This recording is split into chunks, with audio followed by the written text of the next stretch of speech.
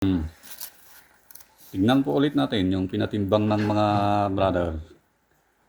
May isang ganito, mahaba na parang butil ng bigas. Ang laki siguro nito.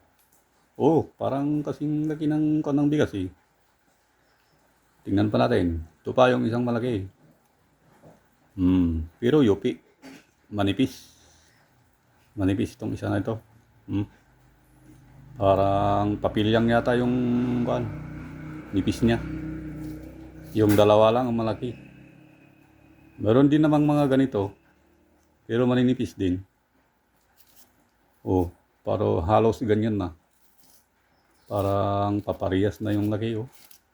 Parang hinulma. Parang kung bagay, parang pids ganun. Kung gaano kalalaki yung pids. Parang ganun. Pero hindi naman sa paparehas. Meron mga pino pero mas kaunti. So, itimbang po natin ito. Kung makakabili ng bigas. Yung piraso na yan. Isang piraso na yan.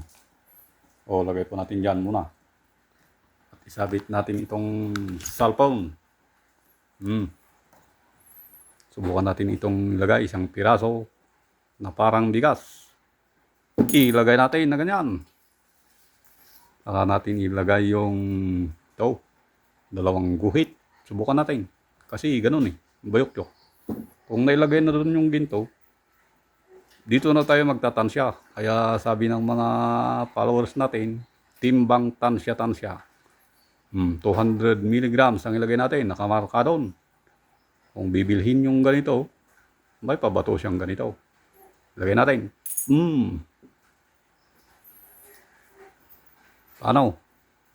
Ay, mas higit pa dito, mas mabigat. Parang nangangalahati sa tingin ko, sa tansya ko. Timbang tansya-tansya. Yung kalahating guhit pa ang ilagay natin, dagdag natin sa pabato. Pak! Ayan, dalawang guhit at kalahati. Yung pagkatimbang sa isang piraso na ito.